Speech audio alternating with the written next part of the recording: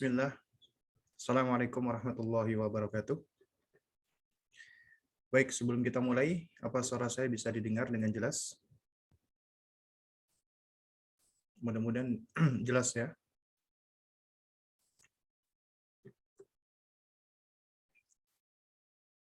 Nah.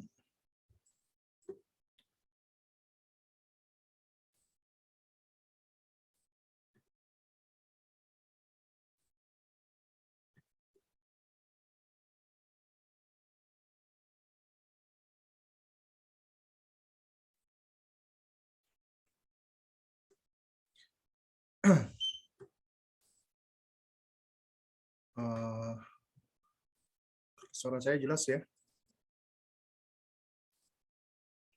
Coba saya buka. Oh, jelas ya, baik. Oh, baik, kalau jelas kita mulai ya. Saya nggak tahu ini ada hostnya nggak atau langsung saja ini. Baik ya, karena sudah pukul 8 ya. Jadi kita langsung saja ya. Nanti kalau ada moderatornya nanti nyusul di tengah-tengah aja nanti ya. Baik. Yang di layar juga sudah tampil ya slide-nya. Ya, mudah-mudahan sudah tampil ya. Baik. Kalau gitu kita mulai. Innal hamdalillah nahmaduhu wa nasta'inuhu wa nastaghfiruh wa na'udzu billahi min syururi anfusina wa min sayyiati a'malina. May yahdihillahu fahuwal muhtad wa may yudlil falan tajida lahu waliyyan mursyida. Asyhadu an la ilaha illallah wahdahu la syarikalah wa asyhadu anna Muhammadan abduhu wa rasuluh la nabiyya ba'dahu amma ba'du. Fa inna asdaqal kalami kalamullah wa khairal hadi hadi Muhammadin sallallahu alaihi wa ala alihi wasallam wa syarrul umuri muhdatsatuha wa kullu muhdatsatin bid'ah wa kullu bid'atin dhalalah wa kullu dhalalatin finnar amma ba'du. Ikhwatal kiram ya, para aba dan ummahat ya, ikhwan dan akhwat rahimani wa rahimakumullah. Alhamdulillah kita bersyukur kepada Allah di malam hari ini kita diperkenankan untuk bersua ya di webinar ya malam hari ini yang diselenggarakan oleh teman-teman dari Umasho kalau nggak salah ya, di mana di malam ini kita akan bicara tentang pijakan mendidik anak sesuai dengan fitrah ya. Dan ketika kita berbicara tentang pendidikan fitrah, ini sebenarnya bahasan yang panjang yang tentunya kita nggak bisa menyelesaikan bahasan ini dalam 1 kali pertemuan atau 5 kali atau 10 kali ya. Namun di malam ini kita akan berbicara sebagian dari pijakan-pijakan, dan karena slide-nya cukup panjang ya, jadi kita akan lebih banyak berbicara secara ringkas-ringkas saja insyaallah ta'ala. Baru kemudian kita akan buka sesi tanya-jawab. Baik. Jamaah sekalian muliakan Allah Subhanahu wa taala.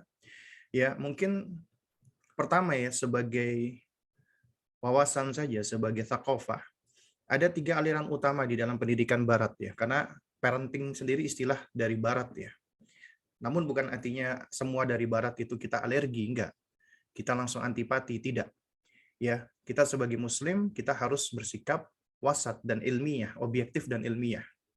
Tapi tentunya juga kita harus berhati-hati apabila itu adalah sesuatu yang berasal dari orang-orang non-muslim atau orang-orang kafir. Ya, tapi kehati-hatian tersebut tidak menyebabkan kita menjadi mudah untuk berantipati, yang mudah untuk a priori, tidak demikian.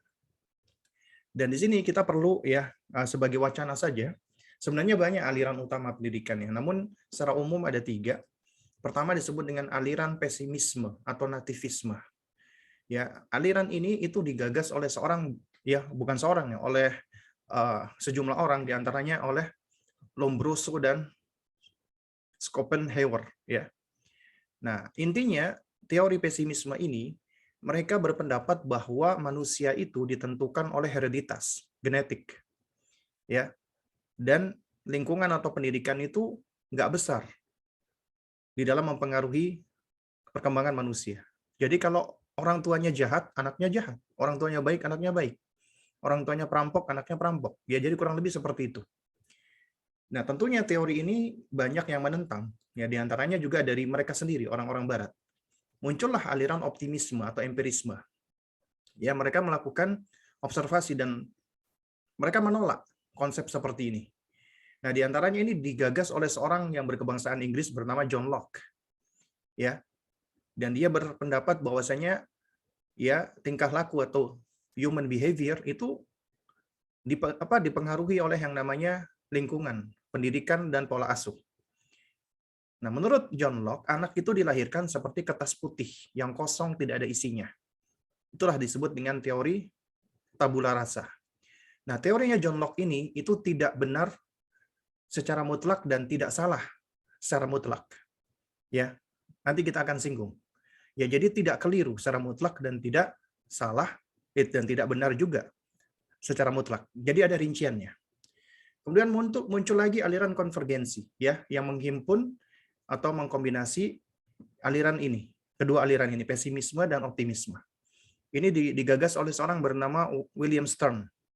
Ya, menurut dia, ya, human behavior itu ditentukan oleh dua faktor, yaitu hereditas dan juga faktor pendidikan atau pola asuh. Dia melakukan riset, ada dua anak kembar identik yang hidup di dua lingkungan berbeda, ya. Jadi ini anak kembar identik. Karena tinggal di dua lingkungan berbeda, ternyata perkembangan jiwa dan tingkah lakunya juga berbeda. Ya. Lalu kemudian setelah itu muncul lagi teori-teori berikutnya, ya. Nah, di antaranya itu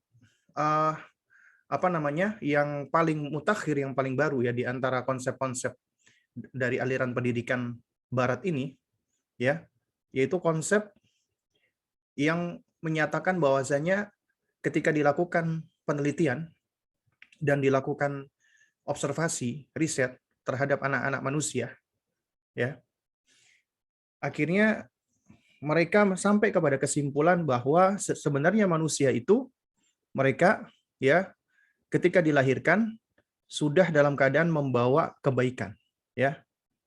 Nah, itulah yang disebut dengan innate goodness menurut mereka. Jadi ada teori innate goodness, ya.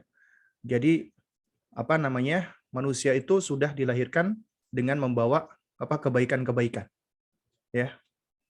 Nah, ini sebenarnya teori yang dibawa ya oleh Rousseau, ya, dari Perancis.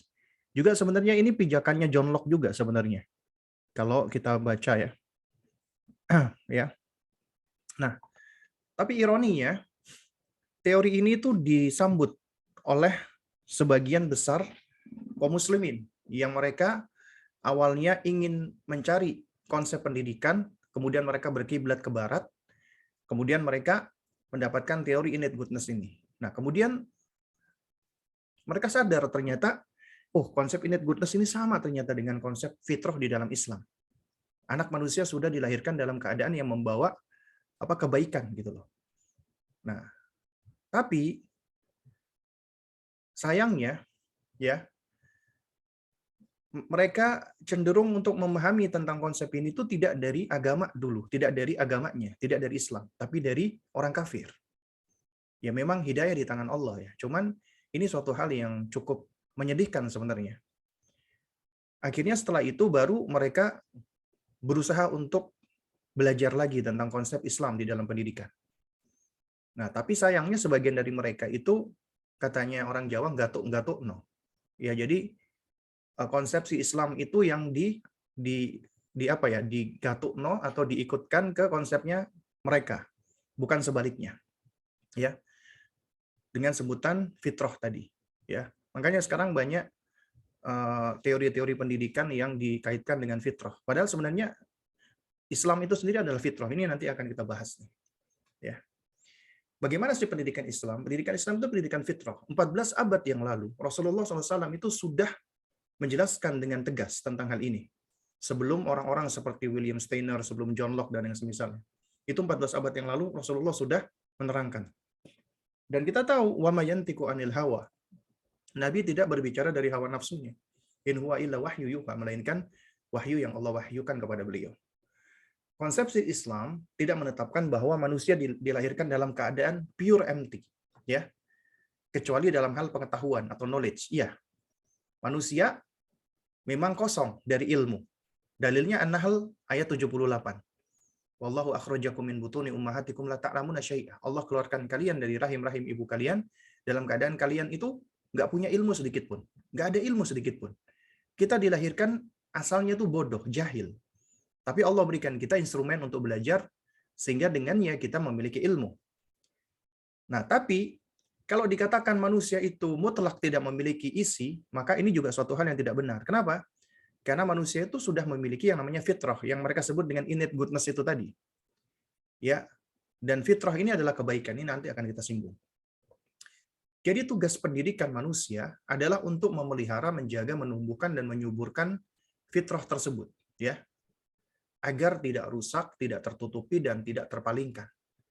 Nah, fitrah manusia itu adalah iman, tauhid, Islam, ma'rifatullah, kebaikan. Ya. Sebagaimana kata Ibnu Katsir ketika menafsirkan surat Ar-Rum ayat 30, fa innahu ta'ala fatara khalqahu ala ma'rifatihi wa tauhidihi wa annahu la ilaha ghairuhu.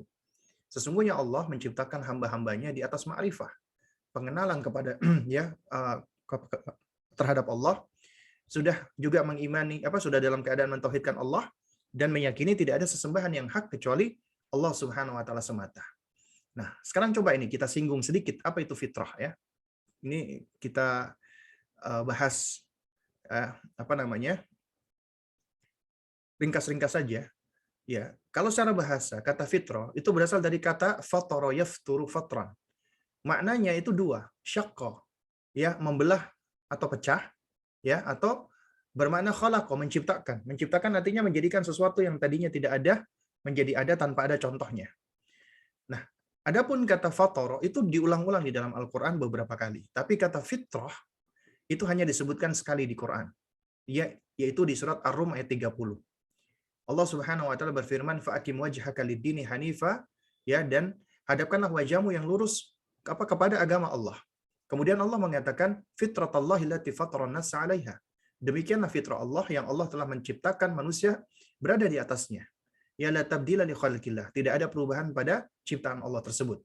Ya dzalika dinul qayyim walakinna aktsaran nas la ya'lamun. Demikianlah agama Allah yang lurus itu, tapi kebanyakan manusia itu nggak tahu gitu loh. Nah, coba kita telaah. Ya, kata Al-Hafidz Ibnu Katsir rahimahullahu taala, sebagaimana tadi sudah kita bacakan, beliau mengatakan fa innahu ta'ala fatara khalqahu ala ma'rifatihi wa tauhidihi wa annahu la ilaha ghairuhu. Allah menciptakan semua makhluknya sudah dalam keadaan nih, garis bawah ini. Mengenal Allah, ma'rifatuh. Ya, ala ma'rifatih. Sudah mengenal Allah, sudah mentauhidkan Allah, dan sudah meyakini tidak ada sesembahan yang hak kecuali Allah. Ya. Adapun firman Allah la tabdila li khalqillah, maknanya ya tidak ada perubahan pada ciptaan Allah, maknanya adalah annallaha sawa baina khalqihi ya kullihim fil fitrati 'alal jibillatil mustaqimah. Allah menyamakan semua makhluknya dalam keadaan fitrah di atas pembawaan yang lurus. Artinya tabiatnya manusia itu sudah lurus, tidak melenceng sebenarnya. Makanya dikatakan hanif. Di dalam hadis qudsi Allah Subhanahu wa taala berfirman, "Khalaqtu ibadi", ya. "Khalaqtu ibadi hunafa", aku ciptakan hamba-hambaku semuanya hanif, lurus. Ya. Semuanya hanif. Kemudian summa atathum syayatin fajtalathum an dinihim. Kemudian datang syaitan-syaitan memalingkan mereka dari fitrah mereka, dari dari agama mereka. Nah, juga demikian ketika berbicara Ar-Rum 30, ya. Salah seorang ahli tafsir asal Maroko bernama Al-Maraghi rahimahullah, beliau mengatakan fitrah itu maknanya dua. Ciptaan Allah yang merupakan suatu pembawaan yang sudah Allah berikan, tetapkan kepada manusia, tanamkan kepada manusia. Yang kedua, agama Allah yang Allah fitrahkan kepada manusia, yaitu Islam. Nah, kalau kita lihat secara bahasa dalam Mu'jamul Wasit, ya, di dalam kamus bahasa Arab Mu'jamul Wasit, fitrah itu maknanya adalah at-tabi'atus salima lam tusab bi'aibin. Tabiat atau pembawaan yang bersih, yang selamat, tidaklah dicela karena adanya kekurangan. Ya. Jadi tabiat yang bersih, yang selamat. Nah, sementara Syekh Alwi Abdul Qadir As-Saggaf, ya, hafizahullah, beliau mengatakan khalaqal khaliqata ala qabulil islami wa tahayyu' litauhidi aw hiyal islam wa dinul qayyim.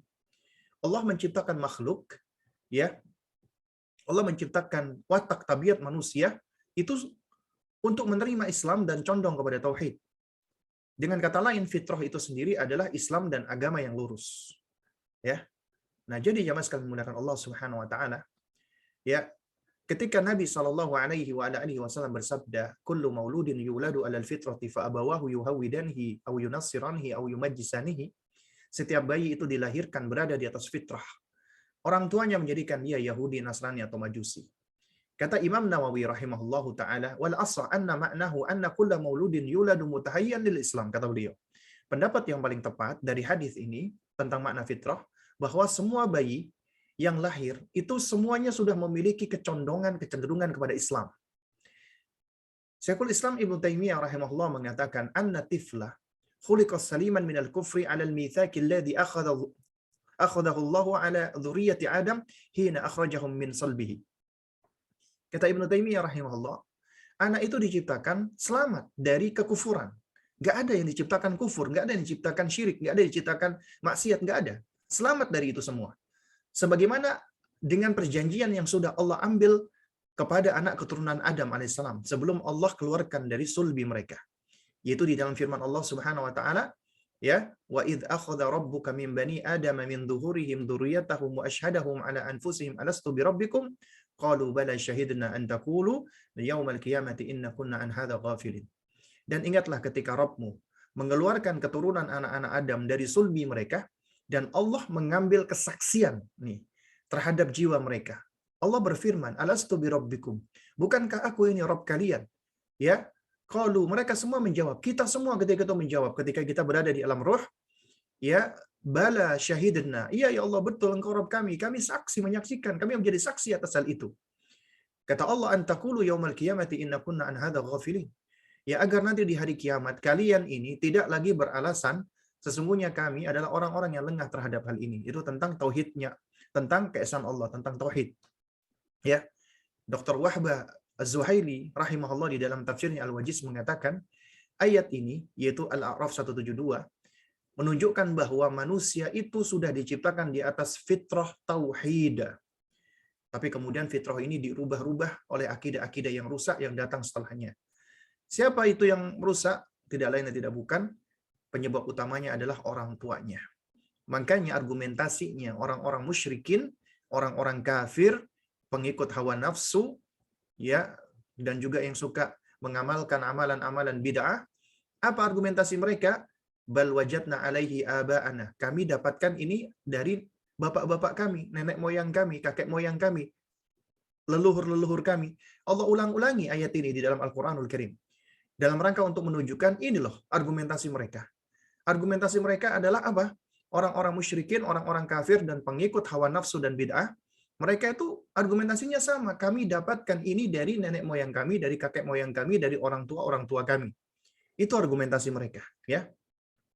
Awalau kana, ya, aba'uhum la yaqiluna syai'a. Meskipun orang tua mereka, kakek moyang mereka itu tidaklah berakal sedikit pun. Ya. Atau bodoh, jahil. Tapi dijadikan argumentasi. Ternyata orang tua lah yang punya peran besar merusak fitrah. Nah, toib. Lalu bagaimana cara kita sebagai orang tua menjaga dan memelihara? Jadi dari sini kita sudah tahu nih, bahwa tujuan kita mendidik anak kita tidak lain dan tidak bukan adalah untuk menjaga fitrahnya. Kenapa? Karena fitrah itulah yang sudah berada di atas Islam, iman, tauhid, ma'rifatullah. Sementara kita semua makhluk-makhluk Allah Azza wa Jalla ini Allah hadirkan di muka bumi ini, tujuannya tidak lain dan tidak bukan adalah untuk beribadah mentauhidkan Allah. Ya. Jadi tujuan kita adalah memprepare anak kita agar siap menjadi hamba Allah. Dan Allah begitu baiknya sudah memberikan, ya, fitrah ini di dalam diri setiap anak manusia. Sehingga tugas kita adalah menjaga dan memeliharanya. Jadi di sini saya tidak akan banyak bicara tentang kiat ya, karena kiat itu berkaitan dengan how to. How to itu berkaitan dengan hal-hal yang praktikal. Yang praktikal itu ya tentunya berangkat dari pengalaman, observasi, dan yang semisalnya. Tapi kita bicara secara umum, yaitu dari sisi kaidah, pijakan di dalam agama kita. Bagaimana cara kita menumbuhkan fitrah? Makanya di sini ya saya lebih cenderung mempergunakan kata menumbuhkan, bukan menanamkan. Kenapa? Karena fitrah sudah ada di dalam diri manusia, majbulah, ya sudah tertanam, Allah yang menanamkan. Tugas kita adalah menumbuhkan. Ibaratnya kata Abu Hamid Al-Ghazali rahimahullah, orang tua itu seperti petani.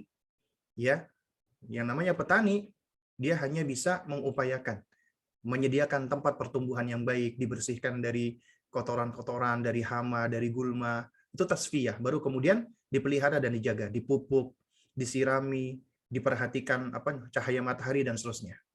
Dipelihara dengan sebaik-baiknya. Itulah tugas kita sebagai orang tua. Nah, pijakan pertama nanti kita bahas ini, yang namanya menumbuhkan fitrah itu adalah dengan cara at-tarbiyatu bil hikmah, mendidik anak dengan hikmah. Yang kedua adalah bil qudwah, dengan teladan. Yang ketiga bil mau'izatil hasanah, dengan nasihat yang baik. Yang keempat bit ta'widi, ya, alal khairi, dengan mendidik anak dengan pembiasaan di atas kebaikan. Kemudian bin nidhami wal ihtimam, dengan aturan dan atensi atau perhatian, dan kemudian bitarghibi wa tarhibi, dengan motivasi dan ancaman, baru kemudian bitsawabi wal uqubah, dengan reward and punishment. Nah, ini yang akan kita bahas pada malam hari ini. Mudah-mudahan waktu kita cukup ya. Baik, jamaah sekalian muliakan Allah, kita masuk mendidik dengan hikmah. Ini sebenarnya sudah sering ya saya sampaikan. Jadi saya nggak akan banyak mengulang ya. Bagi teman-teman yang baru belajar atau baru tahu, nanti mungkin bisa di search ya di di YouTube ataupun yang lainnya. Intinya, kata Al-Hafidz Ibnul Qayyim rahimahullah, hikmah itu punya 3 syarat. Ya, sebagaimana definisi yang beliau berikan. Fi'lun mayam bagi, melakukan sesuatu dengan benar. Artinya yang kita lakukan harus benar. Kita nggak bisa melakukan benar kecuali ada ilmunya. Berarti harus ada ilmunya. Kemudian yang kedua, alal wajhil ladzi yang bagi, dengan cara, metode yang tepat. Artinya, ya suatu ilmu itu ketika hendak disampaikan atau diutarakan atau dilakukan, maka harus ada caranya, metodenya. Seakan-akan ada kurikulumnya, ada thoriqahnya, ya, agar bisa menjadi benar caranya itu. Kemudian fil waqtil ladzi yang bagi, di waktu yang tepat. Artinya lihat momen, timingnya. Nah, ada 3 rukun hikmah, yaitu seseorang tidak dikatakan hikmah kecuali dia punya ilmu. Dan ilmu doang itu nggak cukup sampai dia memiliki hilmu. Hilmu itu kesantunan. Kalau ibaratnya ilmu itu paket, ilmu itu adalah kurirnya, penghantarnya. Karena nggak mungkin ilmu bisa dihantarkan tanpa kurir. Nah, kurir yang paling baik adalah kurir yang berupa ilmu ini, kesantunan. Karena manusia itu senang dengan kelemah lembutan, kesantunan. Bukan bersifat toish ya. Ya, sembrono atau kasar. Nah, kemudian yang ketiga adalah al-anatu atau at-ta'anni, tenang. Ya, lawannya adalah ajalah atau istijal. Nah, sementara Allah mengatakan wa kanal insanu ajula. Manusia itu suka tergesa-gesa. Itu penyakitnya kita manusia, suka tergesa-gesa. Dan ta'anni itu adalah minallah. Ya, karunia dari Allah. Sementara al-istijal atau al-ajala minasyaitan. Setan itu yang seringkali membuat kita suka tergesa-gesa. Dan itu adalah yang dapat menggugurkan hikmah. Nah, sementara secara umum ya, ada 6 elemen hikmah, yaitu kita ya as-su'alu ala nafsi. Kita bertanya terhadap diri kita. Ketika kita akan ngomong, ketika kita akan melakukan sesuatu, pertama, tanyakan kepada diri kita, why? Kenapa kita lakukan ini? Kenapa kita ucapkan ini? Artinya apa yang mendorong kita? Apa yang memotivasi kita? Bagaimana tendensi kita? Apa tujuan kita? Apa niat kita? Why? Kemudian what? Apa yang kita sampaikan? Apa yang akan kita lakukan? Ada ilmunya nggak? Benar nggak? Who atau whom? Man, liman. Ya, aku akan mengatakan ini kepada siapa? Aku akan melakukan ini untuk siapa? Kemudian when, kapan? Ya, mata. Where, di mana? Kemudian baru how. Bimada. Nah, how itu sebenarnya memang penting sih, tapi itu sebenarnya berangkatnya setelah kita tahu ya semua hal ini. Karena yang namanya how to, ya kiat, bagaimananya, itu adalah suatu hal yang bisa diperoleh dengan cara kita berusaha. Ya, berupaya dan mengulang-ulang. Nah, ini sudah kita bahas tadi ya, ada 3 rukun hikmah, yaitu ilmu. Ilmu itu pondasi amal, dan yang paling penting dari ilmu yang harus kita pahami adalah ma'rifatullah, ma'rifatul Rasul, dan ma'rifatul Islam. Mengenal Allah, mengenal Rasulullah, dan mengenal Islam. Inilah 3 pertanyaan yang akan ditanya oleh malaikat ketika kita meninggal dunia. Ketika kita berada di alam barzakh. Kemudian ilmu. Jadi harus lemah lembut, santun.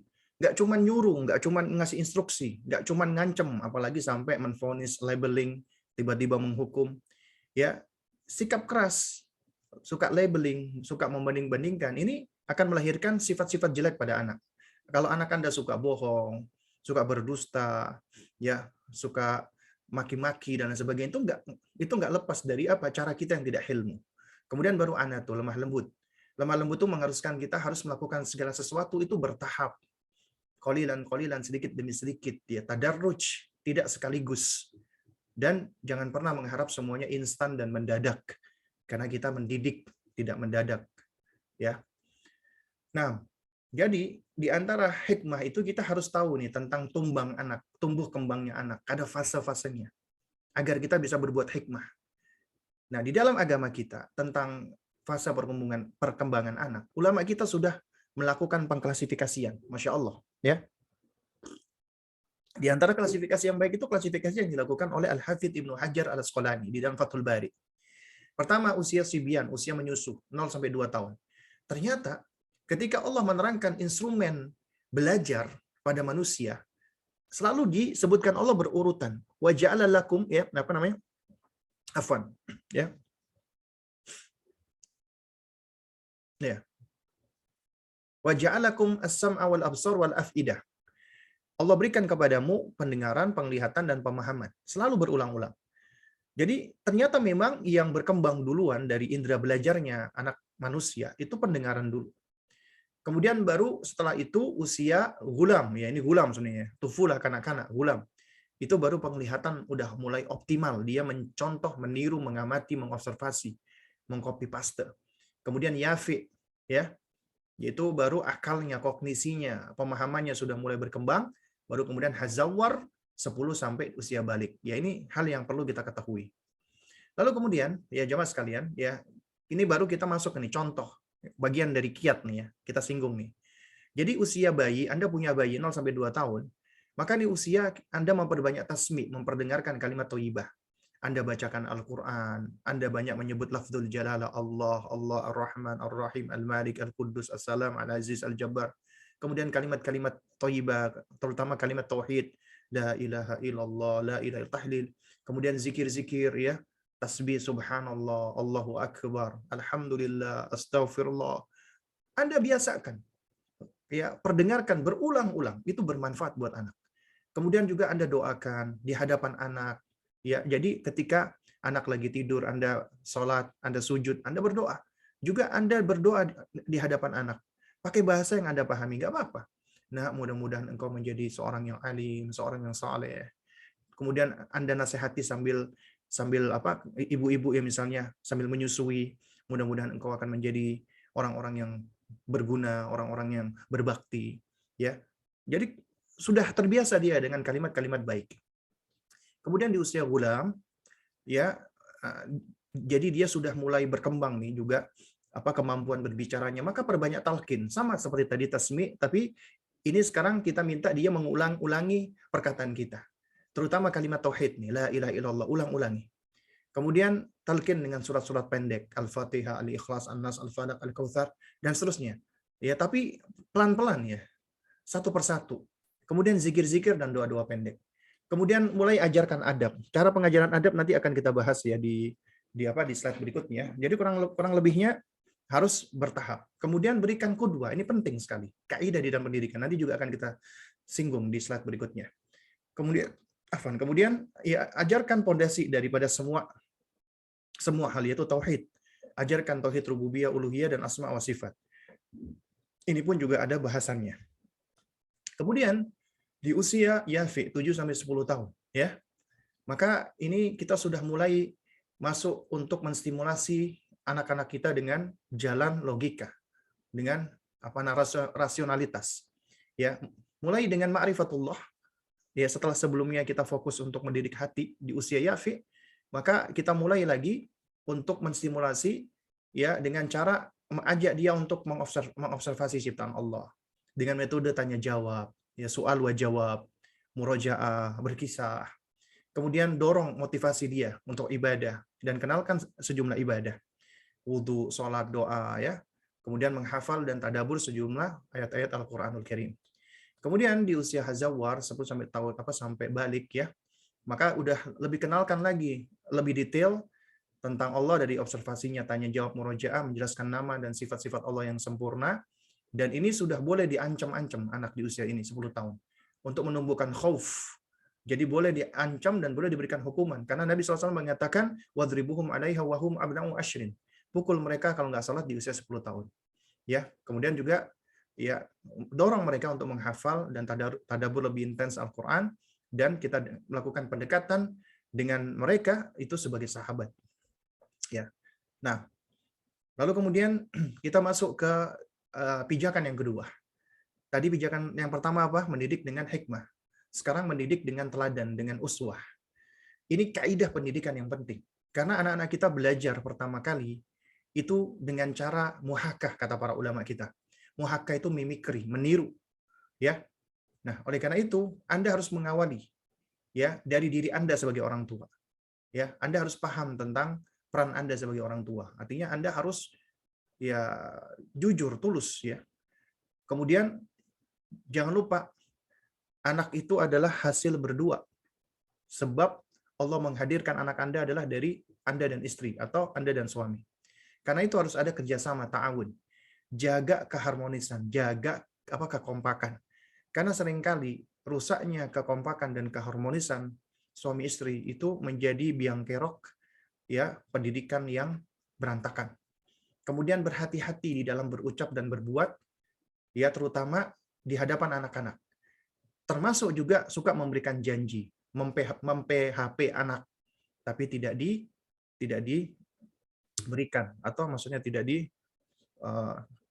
direalisasikan. Kemudian hati-hati inkonsistensi ya antara perkataan dan perbuatan yang nggak sinkron.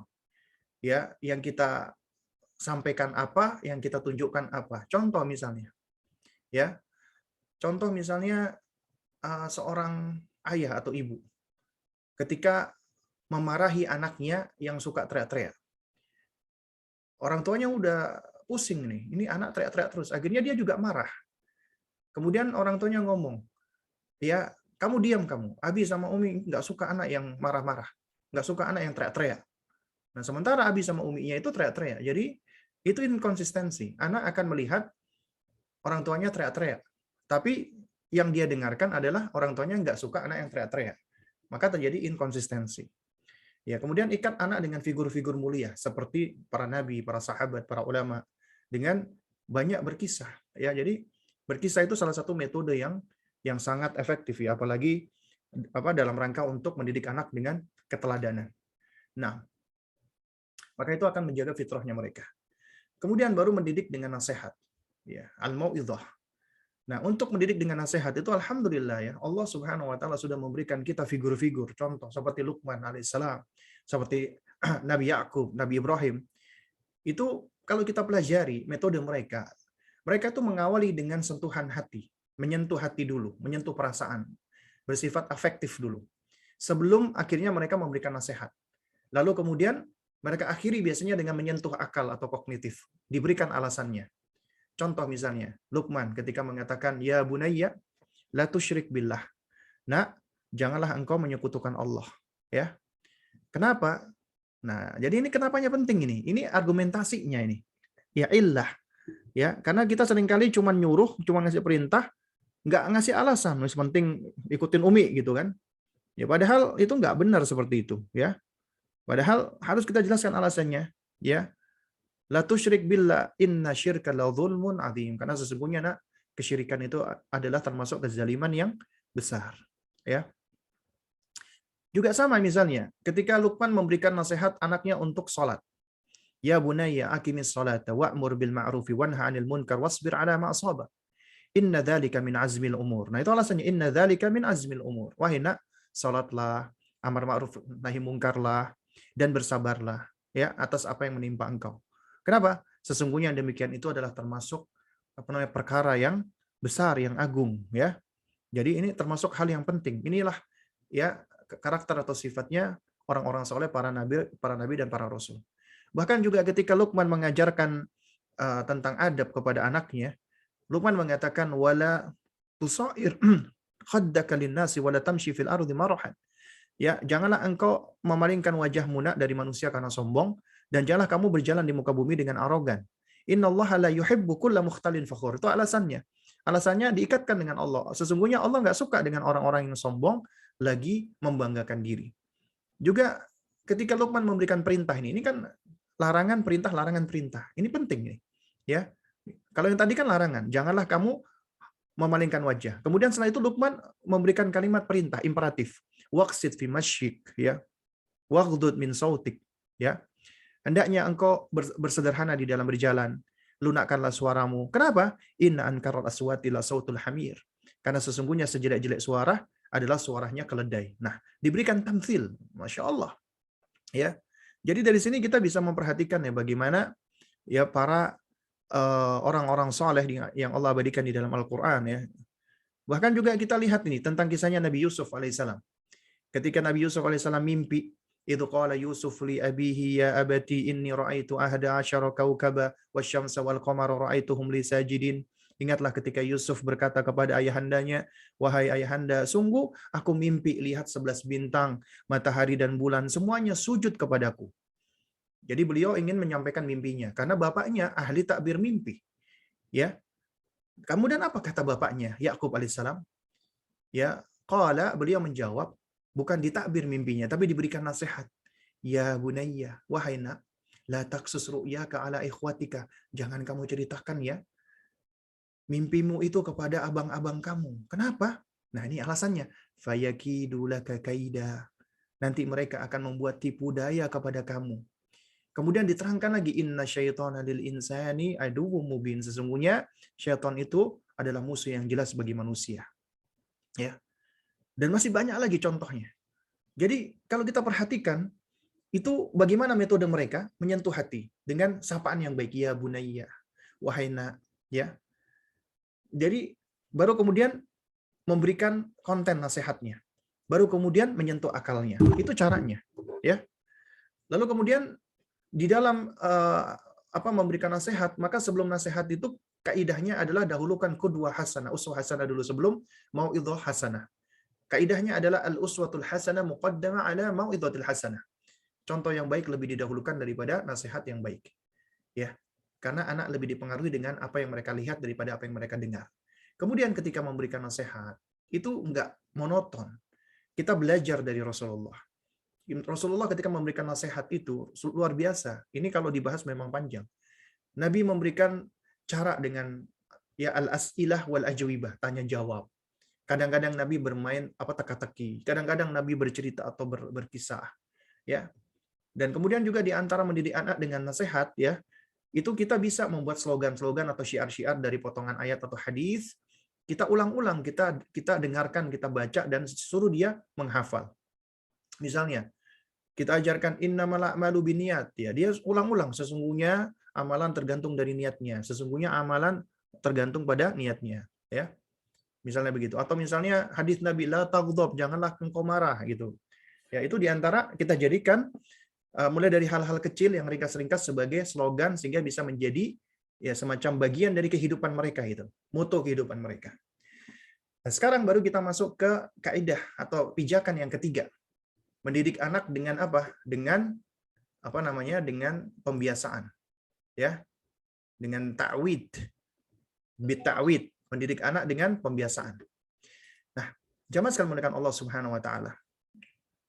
Anak itu akan tumbuh sesuai dengan kebiasaan yang dibiasakan kepadanya. Apabila dibiasakan dengan kebiasaan buruk, dia akan buruk. Apabila dibiasakan dengan kebiasaan baik, insya Allah akan baik. Dan ada beberapa kunci ini. Ya, kiat nih kita ngomong. Di dalam melakukan ta'wid atau pembiasaan. Pertama, kuncinya adalah tahbibuhum. Ya, jadikan mereka cinta dulu, senang dulu. Jadikan mereka terpesona. Anda ingin menjadikan Anda kepingin anak Anda itu senang belajar, jadikan dia mencintai belajar. Anda ingin anak Anda itu sholat, jadikan dia mencintai sholat. Anda ingin anak Anda itu jujur misalnya, jadikan dia senang dengan kejujuran. Semuanya jadikan dia senang dulu. Karena mahabbah, cinta itu adalah mesin yang menggerakkan. Itu penggerak utamanya, motor utamanya. Kemudian setelah kita jadikan dia senang dulu, ya cinta dulu, tentunya ini nggak bisa dengan cara paksaan, dengan cara omelan, dengan cara kita tunjukkan dengan cara-cara yang buruk ya tentunya. Kemudian yang kedua, yaitu lihat mana yang lebih prioritas, yang paling penting dulu. Jadi nggak semuanya langsung diajarkan tentang adab. Cari yang paling penting dulu, ya, yang lebih prioritas dulu. Kemudian ajarkan sedikit demi sedikit, ya. Tadarrujan, qalilan, sedikit demi sedikit. Misalnya ajarkan dulu tentang adab bangun tidur, ya. Sampai dia sudah biasa, udah hafal, udah terbiasa, baru kita tambah lagi, ya. Jadi tadarruj step by step, tidak instan dan tidak sekaligus. Kemudian pentingnya namanya repetisi, tikror. Berulang-ulang. Karena tikror ini yang akan membentuk habit, kebiasaan. Kemudian jangan lupa istimror, continue, dan terus-menerus. Ya. Nah, itu diantara cara kita membangun habit atau kebiasaan. Mengajarkan mereka adab. Ya. Takwid, kebiasaan baik maksudnya. Nah, kemudian yang berikutnya adalah kaidah mendidik anak dengan nizam wa ihtimam. Mendidik harus ada aturan, sekaligus perhatian. Ya. Penting dua hal ini ada di dalam pendidikan. Ingat ya jamaah sekalian, apabila Anda mendidik anak Anda cuman kasih aturan doang, ya, maka anak Anda akan menjadi pemberontak. Dia akan tertekan, menutup diri, nggak suka. Kenapa? Aturan tok isinya. Ya, orang tua cuma ngasih aturan, dikit-dikit nggak boleh, dikit-dikit jangan, dikit-dikit nggak boleh, dikit-dikit jangan. Anak jadinya apa? Kehilangan kreativitas, menjadi pasif, bahkan cenderung untuk memberontak, ya. Tamarrud. Sementara ada orang tua yang cuma ngasih perhatian, nggak pernah ngasih aturan, ya, cuman memanjakan anak aja. Artinya apa, yang anak menjadi nggak tahu aturan, berantakan, kacau, dan selalu bergantung pada orang tuanya, nggak punya kemandirian. Oleh karena itu harus ada aturan dan atensi, nizam wa ihtimam, agar anak menjadi disiplin, bertanggung jawab, dan memiliki respect. Kemudian aturan itu penting. Saat Anda ingin membuat aturan, jangan dibuat sendiri, libatkan dan sertakan anak. Karena ketika Anda melibatkan anak, akan bermanfaat. Anak akan belajar mengungkapkan keinginannya, kemauannya, perasaannya, pendapatnya. Dan dia akan tahu apa yang dia inginkan, yang dia mau, yang dia rasakan. Dan kemudian dia belajar untuk mengungkapkannya. Kemudian anak juga akan belajar bernegosiasi. Ini life skill ini. Dia akan belajar bernegosiasi dan bersepakat. Ya, dia juga akan belajar berkomitmen, bertanggung jawab, dan konsisten. Dia juga akan belajar konsekuensi, dampak, dan implikasi dari pilihannya. Dan dia akan belajar untuk mengalah dan menerima. Itu penting. Ya. Kemudian kaidah berikutnya, ya kita ringkas-ringkas aja ya, yaitu mendidik anak dengan targhib wa tarhib, motivasi dan ancaman. Ini juga termasuk cara untuk menjaga fitrahnya anak. Ya. Karena secara asal nih kaidahnya, kalau kita ngomong tentang motivasi dan ancaman, itu ternyata kaidah di dalam pendidikan agama atau pendidikan Islam itu adalah at-targhib muqaddam ala tarhib. Yang namanya motivasi itu lebih dikedepankan, lebih didahulukan daripada ancaman. Apa dalilnya? Dalilnya banyak. Di antaranya adalah hadis tentang perintah salat. Muru auladakum bisolati wa hum abna'us sab'in. Perintahkanlah anakmu untuk salat di usia 7 tahun. Kata muru, perintah itu berarti kita mengajarkan anak dan memotivasi mereka untuk salat. Wadribuhum 'alaiha wa hum abna'u asyrin. Pukul mereka kalau nggak salat di usia 10 tahun. Berarti di usia 10 anak sudah boleh diberikan hukuman. Sebelum diberikan hukuman diancam dulu gitu loh. Nggak langsung diberikan hukuman. Nah, jadi kita harus memperhatikan fase usia anak nih. Ya, usia tufulah nih tadi ya, gulam 2 sampai 7 tahun. Jangan kita melakukan pendekatan dengan ancaman-ancaman, apalagi takhwif, nakut-nakutin anak. Nggak boleh itu. Apalagi kita nakut-nakutin anak dengan Allah. Kamu nanti dimarahin Allah, kamu nanti ya dihukum Allah, disiksa Allah, dimasukkan neraka kamu nanti. Ya, jangan nakut-nakuti anak tentang Allah. Kenapa? Itu akan membangun gambaran dia, ya, apa kata para ulama, yaitu akan membentuk ya apa namanya, as-suwar al-mur'ibah, gambaran yang menakutkan terhadap Allah. Kok Allah itu jahat ya, kok Allah itu sadis ya, kok Allah itu gini ya. Itu ngerinya tuh seperti itu. Kalau kita udah nakut-nakutin anak ya dengan Allah, termasuk nakut-nakutin anak dengan selain Allah juga nggak boleh. Apalagi dengan setan, dengan jin, dengan makhluk halus. Apalagi dengan ayahnya. Ayo kamu nanti abi laporin abi kamu. Biar dimarahin sama abi kamu. Anak itu jadi malah takut dengan abinya. Atau malah profesi dijadikan sebagai alat untuk ngancem. Ayo kamu nggak nurut sama Umi, Umi bawa ke dokter besok. Ya supaya kamu disuntik. La ilaha illallah ya. Itu suatu hal yang nggak baik. Kenapa sih orang tua cenderung ngancem-ngancem? Karena nggak sabaran, kepengen cepet, kepengen instan merubah anak gitu loh. Karena menurut orang tua, shortcutnya jalan pintas, anak ini nggak nurut sama kita. Apa yang kita lakukan? Kalau nggak ngomelin, marahin, maksa, ngancem. Udah itu. Padahal anak tufulah nggak seharusnya ya diancam-ancam dan takut-takutin. Karena itu adalah fase mereka untuk dibentuk mahabbatullah. Mahabbatullah nggak bisa dengan cara kasar. Ya, itu yang ada mereka akan lari nantinya. Manusia itu cenderung untuk menjauhi objek yang dia takuti. Anda takut sama monyet misalnya, Anda takut sama kecoa. Ada nggak kira-kira Anda mendekati monyet dan kecoa? Nggak akan. Karena itu makanya ketika Anda ingin membangun rasa takut anak, harus diawali dengan mahabbah dulu, cintanya dulu kepada Allah.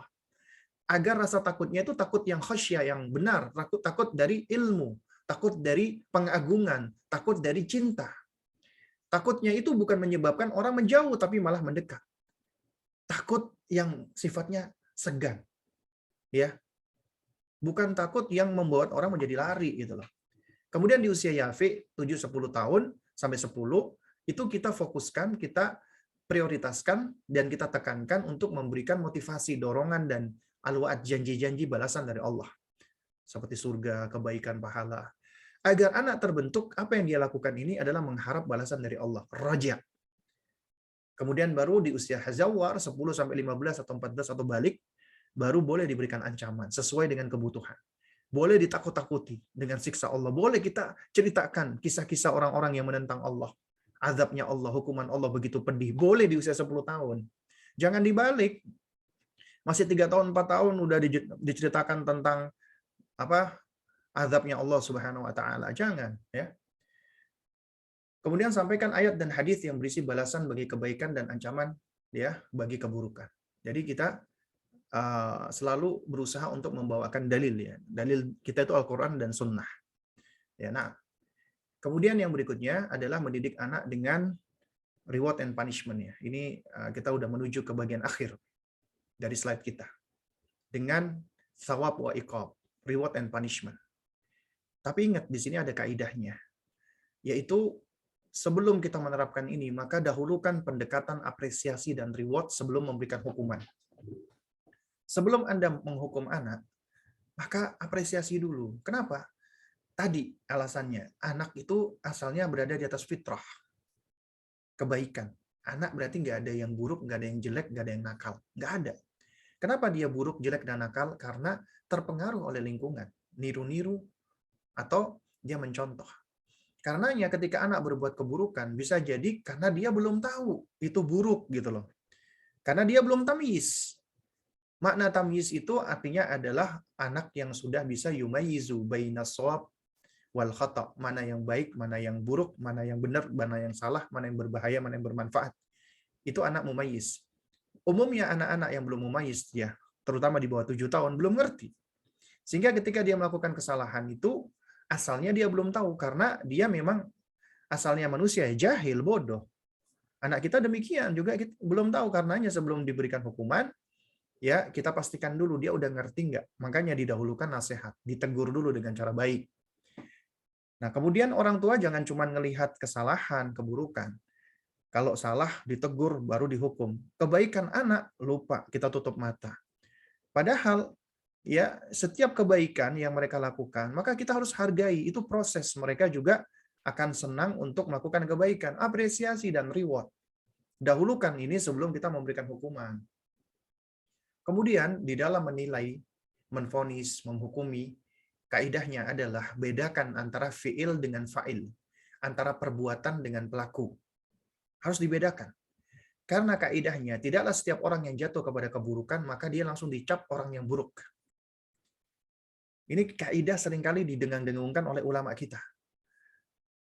termasuk di dalam bab vonis, seperti takfir, tabdi, atau taksik. Menvonis orang kafir, ahli bid'ah, ataupun fasik. Harus hati-hati gitu loh. Nggak boleh sembarangan. Kaidahnya adalah laisa kullu man waqa'a fil bid'ah waqa'at al bid'atu alaihi. Tidaklah setiap orang yang jatuh ke perbuatan bid'ah langsung divonis dia ahli bid'ah. Demikian pula tidaklah setiap orang yang jatuh kepada kekufuran langsung divonis dia kafir. Demikian juga tidaklah setiap orang yang jatuh kepada kemaksiatan langsung dicap dia ahli maksiat. Nah, demikian pula ketika anak kita misalnya jatuh kepada kesalahan, dia mencuri, jangan dicap kamu pencuri. Ya. Atau misalnya dia berbohong, dasar kamu pembohong. Ya. Atau langsung kita cap dengan cap-cap dasar anak nakal, anak kurang ajar. Itu yang malah semakin merusak anak. Ucapan kita memang tidak setiap ucapan itu doa ya. Ya. Jadi kalau ada yang mengatakan setiap ucapan doa itu kurang pas. Ya. Tapi ucapan itu dapat mempengaruhi. Ya. Makanya Nabi mengatakan ya inna minal bayani lasihra. Sesungguhnya ya di antara pengaruh bayan penjelasan itu mengandung sihir, dapat menyihir orang, dapat memukau, dapat menghipnotis. Ya. Karenanya ketika orang tua begitu mudahnya menvonis anaknya, dasar kamu anak bodoh, ya. Padahal orang tua itu cuma kesel doang dikatakan bodoh. Ini akan tersimpan di dalam memorinya. Dia akan membangun konsep dirinya adalah anak yang bodoh. Kalau gitu ngapain aku belajar? Ya. Orang aku bodoh kok, aku udah dicap bodoh. Nah, itu sangat berbahaya sekali gitu. Juga anak misalnya udah dicap dasar kamu anak nakal. Ya berarti dia langsung udah membenarkan bahwasanya dirinya nakal. Berarti dia bebas dong untuk berbuat perbuatan-perbuatan nakal. Karenanya harus berhati-hati di dalam menvonis, menghukumi. Jadi kalau kita misalnya ingin menasehatin anak yang melakukan kesalahan, maka luruskan perilakunya, perbuatannya. Umi, nak, nggak suka dengan perbuatan kamu mencuri. Mencuri itu termasuk dosa. Umi benci dengan mencuri. Abi juga benci dengan perbuatan mencuri.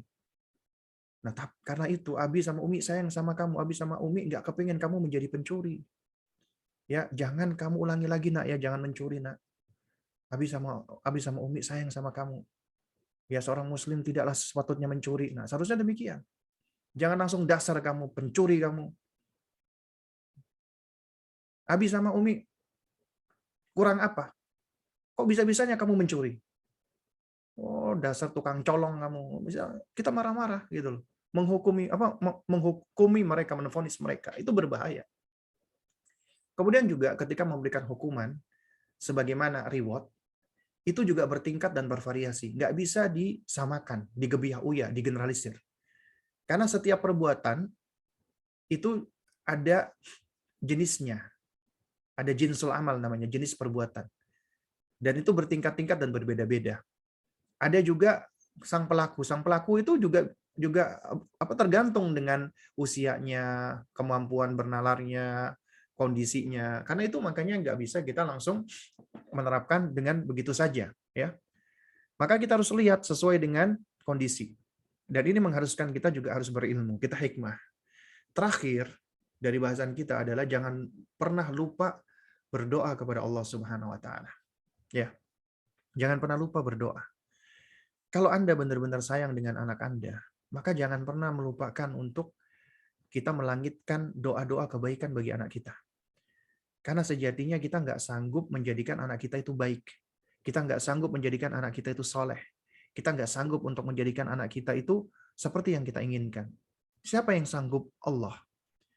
Karena itu makanya titipkan kebaikan dan kesolehan anak kita itu kepada Allah. Sembari kita berusaha dan berikhtiar mengambil sebab, akhdul asbab. Ya, doa. Dan banyak doa-doanya. Kita boleh mengambil doa yang ada di dalam Al-Quran. Rabbi habli minas salihin misalnya. Atau kita boleh mengambil doa-doa dari hadis-hadis Nabi SAW. Atau kita boleh juga berdoa, misalnya kita mengambil dari doanya orang-orang soleh ya, yang indah, yang baik. Asalkan jangan kita anggap itu sebagai sunnah. Dan jangan kita senantiasakan, kita dawamkan terus-terusan. Nanti dikhawatirkan itu seperti sunnah. Boleh kita baca ya.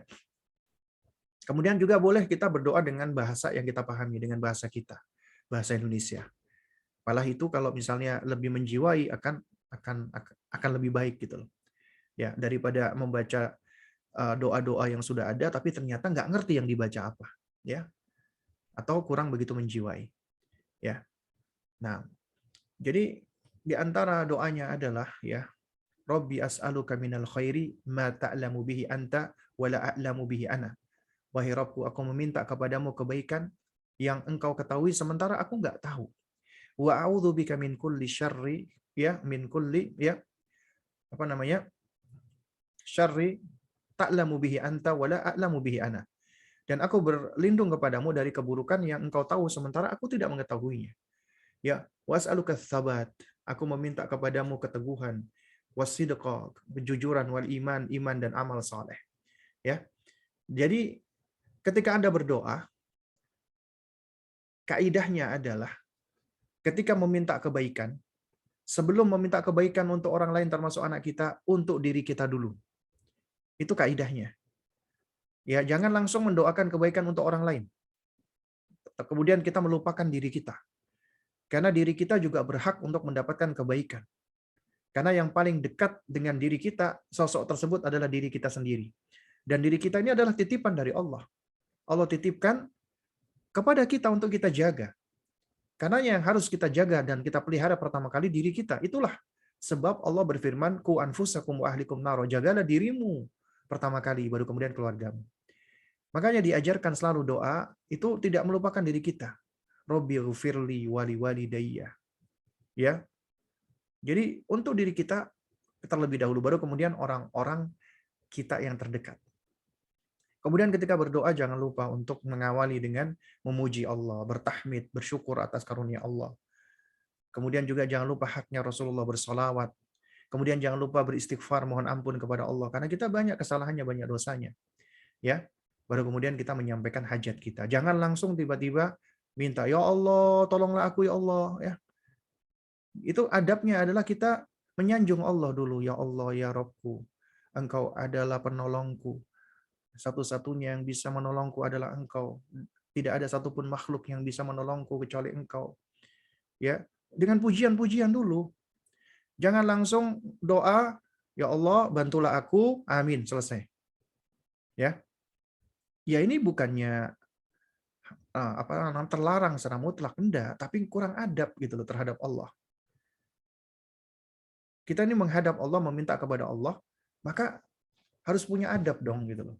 Karenanya di antara sebab mustajabahnya doa kita adalah kita memegang adab dan beradab ketika berdoa.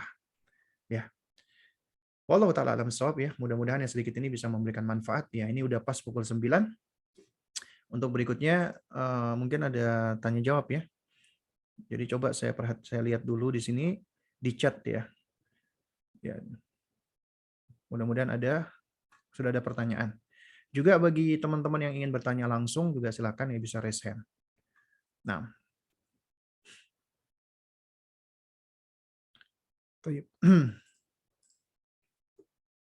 Toib, di sini udah ada beberapa pertanyaan ya. Ya kita dulukan dulu deh yang raise hand ya. Sepertinya udah ada moderatornya ya. Apa Ustaz? Ya Ustaz. Oh, nah. Tadi di sini baru selesai sholat tadi Ustaz. Oh, nah, Toib. Ahlan wa sahlan. Ini ini Ustaz, ringkas beberapa pertanyaan yang mungkin cocok di tema kita Ustaz. Atau Anda bacakan aja Ustaz. Boleh. Ini pertanyaan pertama Ustaz dari Femi. Assalamualaikum warahmatullahi wabarakatuh. Pertanyaannya, anak saya usia 5 tahun. Bagaimana cara mengajak anak berlatih sholat dan wudhu karena terkadang mau dan terkadang tidak. Jazakallah khair Ustaz. Wa jazakallah khairan wa iyaha. Jadi caranya adalah dengan kita mengikuti anjuran Nabi SAW. Nabi mengatakan muru auladakum bis salati wa hum abna'us sab'in. Perintahkanlah anakmu salat di usia 7 tahun. Ya. Nah, baik. Yang lupa untuk memute ya, mohon untuk diperhatikan ya. Ya, Nah, Ustaz, afwan. Toib. Jadi kita ikutin ini anjuran Nabi SAW, yaitu muru auladakum bisolati wa hum abna'us sab'in. Perintahkanlah anakmu salat di usia 7 tahun. Kata para ulama, kita bisa mengambil beberapa faidah dari hadis ini. Yang pertama, kata muru itu perintah. Udah. Ya. Kamu ngapain mencet? Nah, jadi kata muru itu artinya perintah. Muru auladakum, perintahkanlah anak-anakmu. Ya. Tapi kalau kita perhatikan, kaidahnya adalah al-aslu fil amri yufidu wujub. Ya, hukum asal perintah itu kan wajib. Tapi di dalam hadis ini kata para ulama, ya kewajiban sholat ini ya itu asalnya ditujukan untuk anak, tapi melalui perantaraan orang tua. Artinya di dalam perintah itu ada wasitoh, ada perantara. Makanya Nabi tidak mengatakan, wahai anak-anak, kalau kamu sudah 7 tahun, sholatlah. Tidak demikian. Tapi perintah ini diarahkan kepada orang tua. Ya, auladakum, anak-anak kalian. Berarti kalian ini kembalinya ke siapa? Kepada orang yang punya anak. Siapa yang punya anak? Ya kita, orang tua. Muru auladakum, perintahkanlah anak-anakmu. Berarti tanggung jawab untuk mengajari anak sholat, memerintah sholat itu ada pada orang tua. Artinya, ya kata para ulama ketika memberikan kaidah ya, apabila dalam suatu perintah itu ada perantara, maka ya perintah tersebut tidak wajib bagi Ya, maaf. objeknya. Maaf ya, maaf. Nah, ini sepertinya kita coba mute dulu semua ya. Coba ini saya Nanti itu udah kunci apa nggak deh? Dengan nyangkut.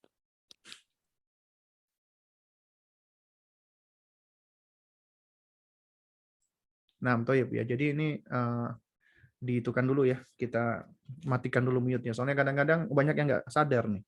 Jadi inilah diantara makanya kajian-kajian online itu ya. Banyak diantara kita itu yang memang sulit untuk bisa untuk bisa berpegang dengan adab ya. Beda ketika kita ngaji langsung di masjid ya ataupun ketemu. Karena ketika online seperti ini kita nggak tahu ya. Ya, orang-orang belajar itu ada yang sambil main game, ada yang sambil makan, ada yang kadang-kadang nggak pakai baju atau yang semisalnya. Ya. Dan sebenarnya barokah dan manfaat dari ilmu itu juga sejauh mana kita ini beradab terhadap ilmu tersebut. Ya. Nah, kita lanjutkan lagi ya. Yang berkaitan dengan masalah mendidik anak untuk sholat tadi, ya. Jadi sebenarnya perintah itu asalnya ditujukan untuk anak, tapi ada perantaranya kita. Artinya anak itu nggak wajib sebenarnya untuk sholat. Ketika mereka meninggalkan sholat, berarti mereka tidak berdosa. Tapi Nabi memberikan perintah kepada kita orang tua untuk mengajari mereka sholat, memerintahkan mereka sholat. Berarti itu kewajiban bagi kita orang tua. Berarti kita berkewajiban untuk apa? Untuk mendidik dan mengajari mereka sholat. Meskipun sholat masih belum wajib bagi mereka. Dan itu di usia 7 tahun. Bagaimana dengan usia di bawah 7 tahun? Usia di bawah 7 tahun berarti secara zahir hadis ini, maka sebenarnya anak nggak perlu diperintah. Tapi bukan artinya dibiarkan, tidak. Berarti itu kesempatan bagi kita untuk membangun pondasi. Pondasinya apa? Sebelum Anda mengajarkan mereka sholat, maka Anda ajarkan dulu mereka pondasi daripada sholat, yaitu akidah, tauhid, ma'rifatullah, mahabbatullah, mencintai Allah, dan kelak dia insya Allah akan mencintai salat. Dia akan mencintai ya Al-Quran, dia akan mencintai semua yang Allah Subhanahu wa taala perintahkan. Ya. Jadi kuncinya adalah membangun mahabbatullah terlebih dahulu. Kemudian yang kedua, kita contohkan. Ya, karena orang tua ini adalah sosok yang sebenarnya paling berpengaruh terhadap anaknya. Sebagaimana ya ucapan para salaf dahulu, ya inna uyuna auladikum ma'qudatun bi'ainika wal hasanu indahum ma fa'alta wal qabihu indahum ma tarakta. Sesungguhnya pandangan-pandangan mata mereka itu, anak-anakmu itu terikat dengan kamu. Karena itu apa yang engkau kerjakan, karena itu yang baik menurut mereka apa yang engkau kerjakan, yang buruk apa yang engkau tinggalkan. Makanya kita tunjukkan, kita sholat di hadapan mereka, kita perlihatkan, kita contohkan. Kemudian setelah itu kita jelaskan, kita terangkan. Kamu tahu nggak nak, kalau Umi tadi itu ngapain? Umi tadi sholat. Kamu tahu nggak nak, kalau sholat itu kita sedang berbincang-bincang dengan Allah, kita sedang berbicara dengan Allah. Ya kita ajarkan konsepsi, ya kalau kita belajar dari metode Luqman, kita menumbuhkan rasa syukur kepada Allah, dan konsepnya syukur adalah wa may yashkur fa innama yashkuru li nafsihi. Siapa yang bersyukur sejatinya dia bersyukur untuk dirinya. Karena kita ajarkan Allah nggak butuh dengan syukur kita, Allah nggak butuh dengan ibadah kita, Allah nggak butuh dengan sholat kita. Karena pendekatan kita seringkali kita mengatakan, kenapa kita sholat? Karena Allah memerintahkan sholat. Memang benar Allah perintahkan sholat. Tapi ini jawaban yang kurang adequate, ya, yang kurang apa namanya, memadai untuk anak-anak, ya, bahkan juga untuk orang dewasa. Kenapa? Karena seakan-akan ketika Allah perintahkan, Allah butuh. Padahal Allah nggak butuh dengan ibadah kita, dengan sholat kita. Tapi kita yang butuh untuk beribadah dan sholat, kita yang butuh untuk mendekat kepada Allah. Karena kita lemah, kita butuh pertolongan Allah. Di antara bentuk cara kita untuk mencari pertolongan Allah dengan kita mendekat kepada Allah dengan sholat. Ya, Allah juga banyak memberikan kita nikmat. Di antara cara kita untuk mensyukuri nikmat adalah dengan kita beribadah, dengan kita sholat. Ya, itu caranya pelan-pelan kita ajarkan. Ya, dan nggak usah tergesa-gesa. Dan kita hindarkan cara-cara paksaan, apalagi masih 5 tahun. Ya, intinya adalah kita ingin membangun imaji positif. Ya, apa namanya? Kita ingin membangun gambaran yang baik dari anak-anak kita tentang sholat. Sholat itu sesuatu yang menyenangkan, sholat itu sesuatu yang membahagiakan, sholat itu sesuatu yang indah, sholat itu ya adalah suatu hal yang ketika dilakukan dia tuh merasa nyaman, merasa enak, merasa damai, merasa bahagia. Nah ini yang seharusnya kita ingin bentuk ya, tidak dengan cara kita paksa ataupun kita dengan cara-cara yang sebenarnya malah membuat mereka dikhawatirkan menjauh daripada sholat itu sendiri. Ya. Nah, baru kemudian di usia 7 tahun, ya itu kata para ulama di antara faidah yang keduanya adalah yamuru auladakum bisolah, artinya mengajarkan mereka ya as-salatu al-mutlaqah, bukan mutlaqus shalah, bukan sekedar sholat maksudnya, tapi sholat dan segala hal yang dapat menyebabkan sholatnya menjadi sempurna, menjadi absah atau sah diterima. Ya, berarti kita harus mengajarkan semua hal yang dapat menjadikan sholatnya sah. Sholat nggak sah tanpa wudhu. Berarti kita ajarkan mereka berwudhu. Sholat nggak sah tanpa menutup aurat. Berarti kita ajarkan mereka tentang batasan-batasan aurat. Juga tentang wudhu tadi kita ajarkan tentang apa toharo, ya tentang masalah bersuci. Dan seterusnya. Juga sholat nggak sah apabila tidak menghadap kiblat. Berarti kita terangkan tentang kiblat. Kenapa kita menghadap ke arah kiblat. Kiblat kita itu adalah Masjidil Haram, Ka'bah. Kita jelaskan tentang keutamaan Ka'bah, tentang Masjidil Haram, ya. Itu bagian-bagian yang tidak terpisahkan sebenarnya dari apa namanya pendidikan mereka tentang sholat, ya. Dan ini sebenarnya sudah ada bahasannya khusus ya. Nanti silakan bagi penanya untuk di search di YouTube ya. Bagaimana cara kita kiat untuk menjadikan anak itu mencintai sholat. Nah, wallahu a'lam bishawab. Baik, jazakallahu khair Ustaz. Pertanyaan selanjutnya dari Siti Aisyah dari Jambi. Assalamualaikum Ustaz, mau bertanya, sebaiknya umur berapa anak dipisah tidur dari orang tua? Jazakallahu khair Ustaz. Pada Ustaz. Nah, ya. Jadi sebenarnya ya kita itu sudah pisah tidur dari anak-anak kita itu memang tidak ada aturan bakunya ya. Tapi kalau kita melihat dari hadis tentang sholat tadi, itu ada kaitannya. Karena di akhir hadis, wadribuhum 'alaiha wa hum abna'u ashrin, ya, wa farriquhum bainal madaji. Dan pisahkanlah tempat-tempat tidur mereka. Di sini memang ada perincian kata para ulama. Yang pertama, pisahkan tempat tidur mereka, ya. Itu ulama berbeda pendapat. Apakah di usia 7 tahun atau 10 tahun? Karena kata wa farriqu di sini ulama berbeda pendapat apakah ya kata wawunya ini atofnya di di frase perintah pertama yaitu muru auladakum ataukah di frase yang kedua wadribuhum.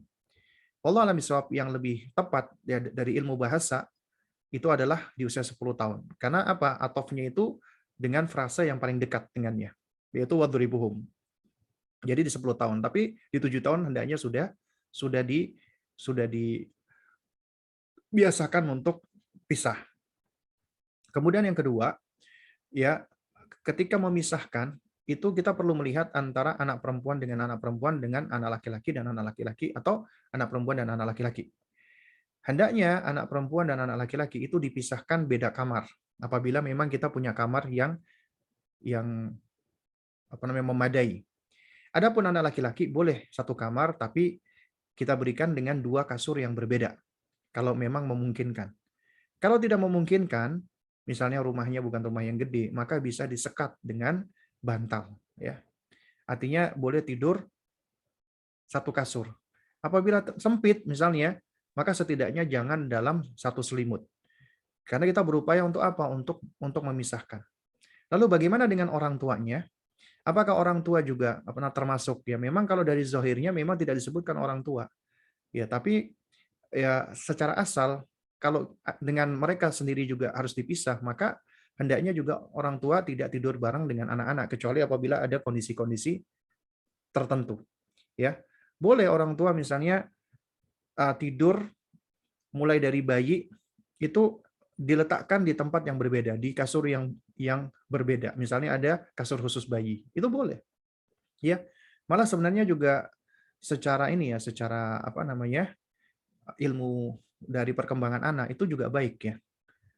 Nah, tapi memang di awal-awal hendaknya di usia masih bayi ya, baru baru selesai bersalin, memang ya paling baik dia dekat dulu sama ibunya. Cuman seringkali kalau bareng sama bapaknya, kadang-kadang ya orang tidur kan nggak tahu nih bapaknya ke sana kemari, kakinya bisa ke sana kemari ya. Jadi dalam rangka untuk maslahat ya kalau bisa dipisahkan tempat tidurnya bayi.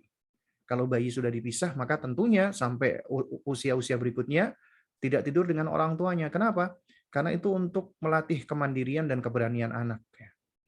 Tapi kalau ditanya di usia berapa pastinya, maka wallah alam bisawab ya. Ini dikembalikan kepada urf dan juga dikembalikan kepada ilmu dari hasil penelitian ya manusia mana yang lebih baik ya. Nah, wallah alam bisawab. Kalau ditanya tentang mulai berapa kita masukkan hafalan-hafalan Al-Qur'an, ya sebenarnya ketika anak itu sudah mulai lahir, kita sudah mentasmi dengan kalimat thayyibah, di antaranya Al-Qur'an. Dan Al-Qur'an yang kita bacakan berulang-ulang itu juga akan tersimpan di dalam memori. Berarti kita sudah mengajarkan mereka menghafal itu ya, katanya kan apa dari kata al-hifdz ya. Al-hifdz itu bukan cuma menghafal tapi juga menjaga Al-Qur'an. Nah, wallah alam bissawab. Ya mungkin kita berikan kesempatan nih kepada yang resen ini. Soalnya udah angkat tangan dari tadi ya. Baik, padahal yang angkat tangan ya, Umu Rini, Umu Konita. Padahal silakan.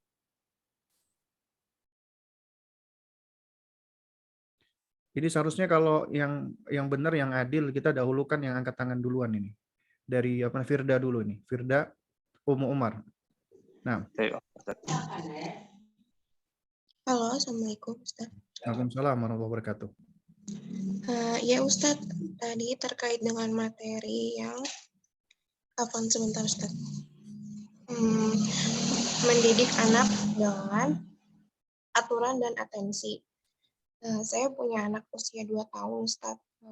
Saat saya ingin memberikan dia aturan, saya ingin berdiskusi gitu Ustadz sama dia. Cuma karena usia dia masih 2 tahun, saat saya bertanya keinginannya dia, kemauannya dia, dan pendapatnya dia tuh kadang dia masih belum bisa untuk mengungkapkan gitu Ustadz. Jadi saya hanya meraba-raba dan membuat aturan saya sendiri, tapi yang insya Allah itu tidak memberatkan dia. Itu gimana ya Ustadz? Mungkin Ustadz ada tips supaya saya bisa bisa berkomunikasi sama anak usia 2 tahun itu Ustadz. Nah, baik ya. Barakallahu fiik ya. Syukran Ustaz, jazakallahu khair. Afwan wa jazakillahu khair. Jadi yang perlu kita pahami bersama ya. Kita perlu untuk membedakan antara anak usia sibyan bayi dengan setelahnya, usia gulam. Ya, usia bayi itu biasanya sampai mereka disapih. Ya. Setidaknya 2 tahun atau mungkin 2 tahun kurang, 18 bulan lah.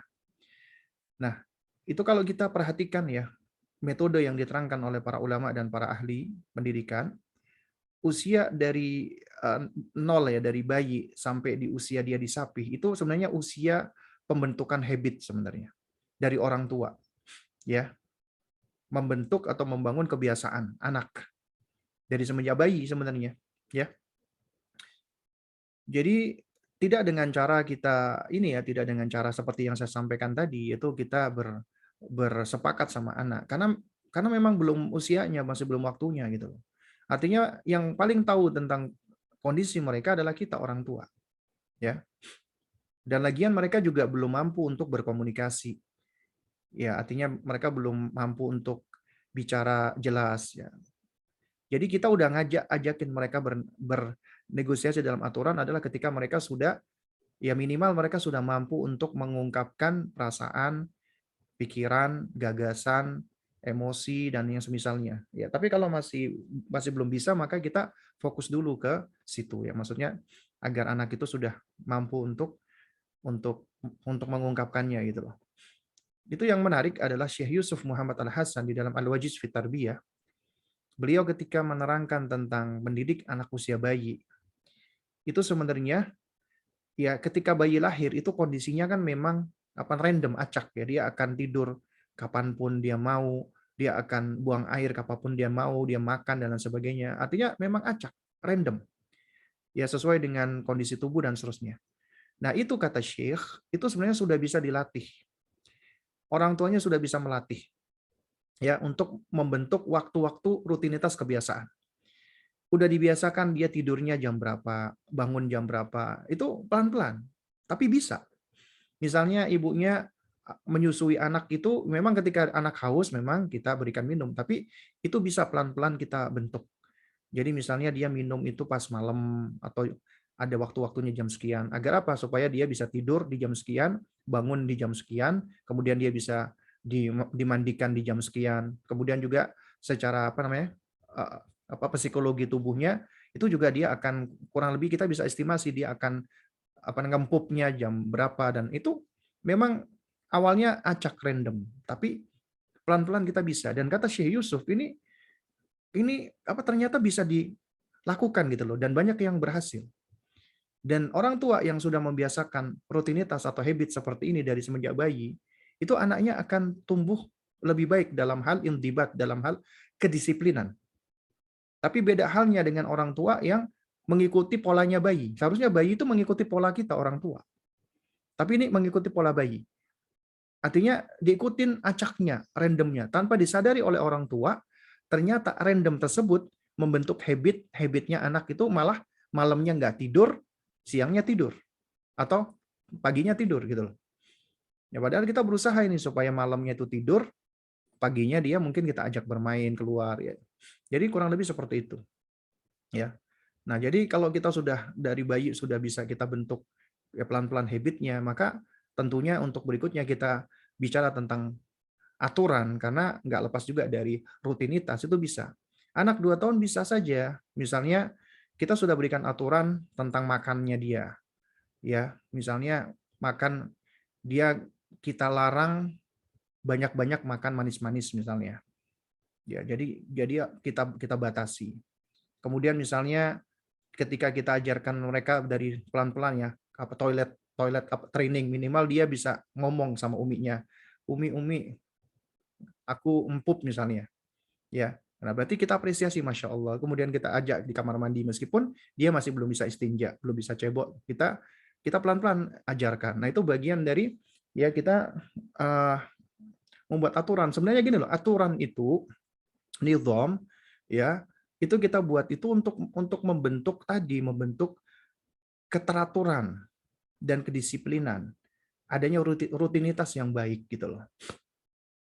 Bukan sekedar aturan itu kita buat ini boleh, ini nggak boleh, ini boleh, ini nggak boleh. Bukan cuma sekedar itu aja itu loh. Tapi itu memang bagian dari aturan dalam rangka untuk kebaikan sang anak gitu loh. Jadi ya kalau sejauh pengetahuan saya anak 2 tahun ya memang masih belum waktunya untuk diajak ya bersepakat dalam aturan. Nah, kecuali di usia-usia setelahnya baru kita bisa ajak pelan-pelan ya. Kita ajak mereka untuk membicarakan tentang ya apa kebiasaan-kebiasaan yang akan dibangun tadi gitu loh. Seperti misalnya gadget. Gadget itu anak-anak di bawah 2 tahun itu zero screen seharusnya. Zero screen artinya seharusnya mereka nggak boleh ngelihat layar, ya. Kecuali kalau memang ada hajat-hajat tertentu. Adapun usia 2 sampai 7 tahun maksimal 1 jam sehari, maksimal 1 jam. Nah, itu boleh kita bangun dengan aturan misalnya pagi 15 menit, kemudian nanti sore 20 menit. Ya, intinya seperti itu, kita bagi-bagi. Dan harus konsisten. Konsisten berarti mengharuskan kita tega. Tega sama anak dalam rangka kebaikan itu baik gitu loh. Ya, bukan artinya tega itu berarti kita jahat sama anak. Memang anak itu umumnya masih belum ngerti. Seringkali ketika kita melakukan sesuatu yang dia nggak suka atau cenderung yang dia inginkan nggak diberikan, anak itu memang dengan logika berpikirnya masih sederhana, dia akan nganggap Umi jahat sama aku. Akhirnya kita pun, waduh, aku dibilang jahat. Akhirnya kita memenuhi keinginannya, itu malah keliru gitu loh. Seharusnya ya apabila itu hal-hal yang udah sifatnya aturan, yang udah kita yakini, yang udah kita pegang, ya meskipun dia marah, Umi jahat misalnya, dia ngomong seperti itu, nggak apa-apa. Karena ini untuk apa kebaikan dia.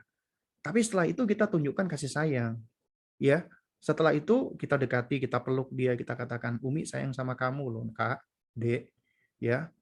Umi itu melakukan tadi itu karena sayang sama kamu. Bukan artinya Umi nggak mau kasih kamu misalnya coklat atau apa, bukan. Ya, Umi kasih sama kamu, tapi tidak sekarang. Jadi adik belajar sabar ya. Intinya seperti itu, ya. Jadi nggak mesti semua keinginan anak itu dipenuhi. Kalau nggak anak ngancem, nangis, ataupun mengatakan orang tuanya jahat. Ya. Wallahu a'lam bishawab. Nah. Jazakallah khair Ustaz. Masih bisa satu pertanyaan lagi Ustaz? Iya, mungkin kita kasih kesempatan tadi yang apa tadi antum sudah sebut tadi. Siapa namanya? Ririn Ummu Konita tadi. Ririn. Nah. Tadi qadarullah dia nge-message ke anak katanya ini Ustaz. Anaknya lagi ribut. Tapi dia kasih pertanyaan lewat tertulis. Bagaimana Ustaz? Atau yang udah angkat tangan aja kita ini? Apa tuh antum bacakan tadi? Anda bacain aja. Bentar. Bismillah. Assalamualaikum Ustaz. Izin bertanya, bagaimana sikap kita sebagai orang tua ketika anak kita dipukul oleh anak orang lain? Ustaz. Nah, baik. Jadi kalau anak kita dipukul oleh anak orang lain, ya. Jadi yang kita lakukan adalah kita nggak usah heboh, kita nggak usah ikut-ikutan, maksudnya ikut marah dan lain sebagainya gitu. Kenapa? Karena ya itu kan dunia anak-anak ya. Sementara kita orang tua, kita tahu kita sayang sama anak kita dipukul kita juga kayak nggak terima. Tapi yang mukul juga masih anak-anak gitu loh.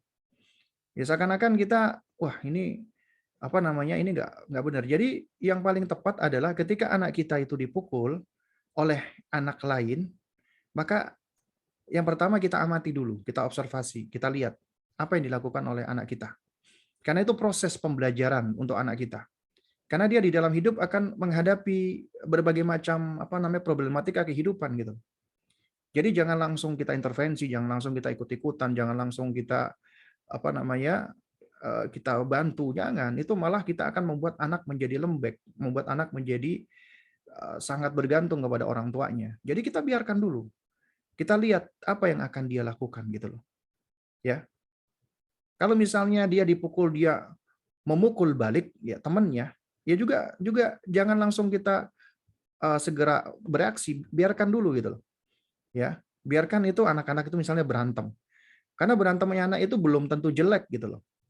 Karena itu bagian dari proses. Proses apa? Proses pertama, anak mengenali tentang dirinya sendiri. Yang dia sukai, yang nggak dia sukai, bagaimana perasaan atau emosinya ketika dia dipukul, kemudian bagaimana ketika dia mukul, dan seterusnya. Itu bagian dari proses. Jadi biarkan gitu loh. Ya, karena dia sedang mengenali dirinya. Kemudian dia juga sedang mengenali orang lain. Termasuk temannya tadi yang dia dipukul dan kemudian dia balas mukul, dia juga belajar merespon di situ gitu loh.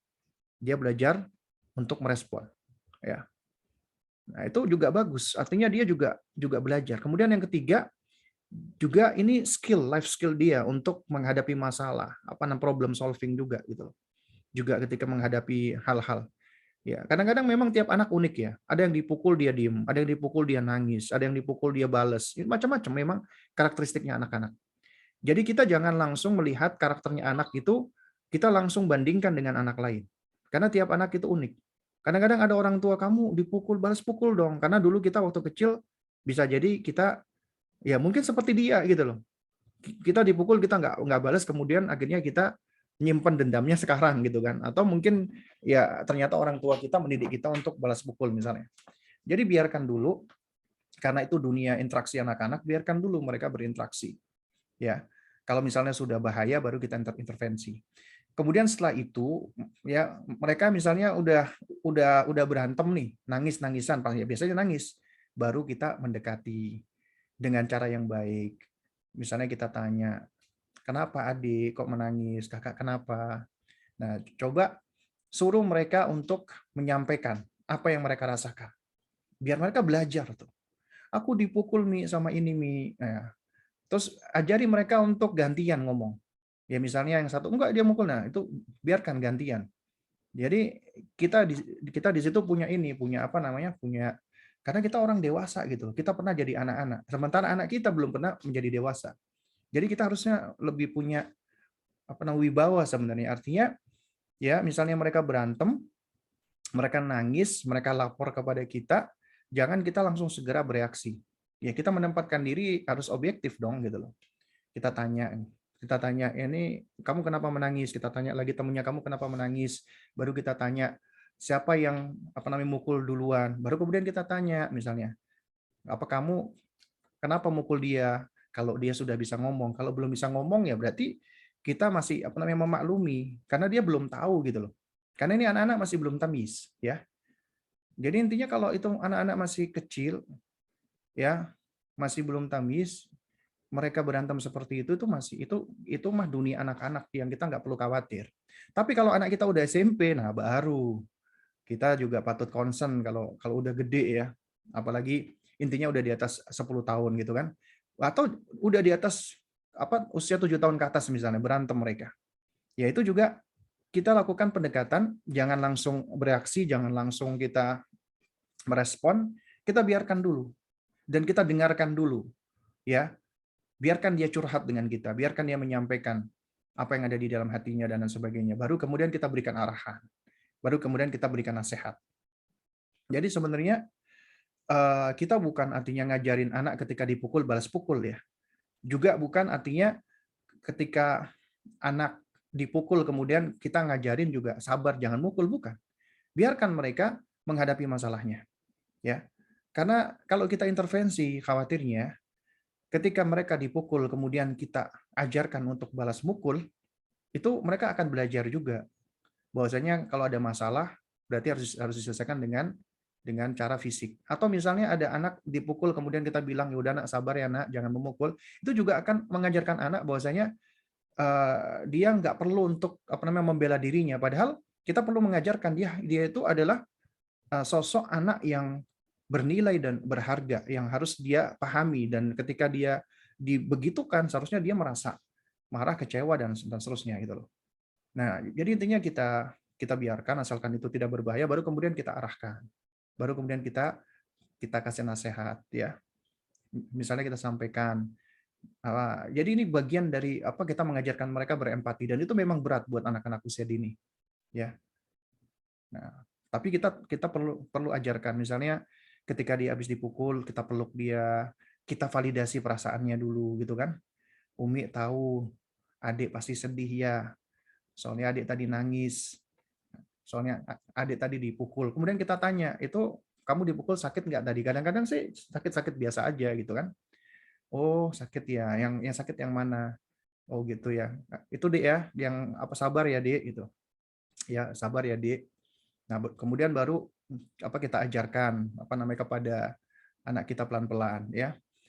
Jadi kalau adik misalnya tahu mau dipukul, adik berusaha untuk menghindar gitu. Itu kita ajarkan, dia perlu belajar untuk menghindar. Jangan dipukul pipi kiri kita kasih pipi kanan. Itu juga suatu hal yang salah gitu loh. Ya, atau misalnya ketika dia akan dipukul, kemudian kita udah langsung memberikan, kamu kalau mau dipukul ya kamu ambil kayu, kamu pukul dia, atau kamu ambil sandal, itu juga jangan gitu. Jadi kita berusaha untuk bersikap wasat, ya. Sikap apa pertengahan. Juga sama misalnya anak kita berantem antara kakak sama adik, kita nggak usah banyak-banyak ikut intervensi gitu loh, ya. Nah tapi kalau misalnya ada temennya ini eh, cenderung membahayakan, misalnya dia suka nyakar-nyakar, ada loh anak-anak, atau suka gigit sampai kadang-kadang berdarah, ya, maka dalam hal ini kita perlu melakukan pendekatan ke orang tuanya, ya, dan boleh sementara itu kita kita jauhkan anak kita dari si anak tersebut, ya, untuk sementara, ya, dalam rangka untuk apa? Untuk menghindarkan adanya maldorot yang lebih besar. Ya, tapi kalau cuma berantem-berantem biasa, kadang-kadang dorong-dorongan, kadang-kadang pukul-pukulan gitu. Nah, baru kemudian ya kalau dalam hal seperti ini kita biarkan dulu, baru kemudian kita kasih nasihat. Intinya ya di antara nasihat yang seringkali banyak dilupakan orang tua itu konsep tauhid rububiyah sama konsep syukur. Kalau kita ajarkan anak kita misalnya, anak, Allah pencipta kita, Allah menciptakan semua yang ada di dalam kita, termasuk tangan kita, kaki kita. Nah, itu kalau kita tahu konsep syukur, syukur itu kan punya apa 3 rukun. Rukunnya adalah i'tirafu bil qalbi. Kita ajarkan mereka untuk mengakui apa namanya? Nikmat itu dari Allah, sehingga mereka itu belajar bersyukur dengan hatinya. Hadza min fadli rabbi, ini adalah karunia dari Allah.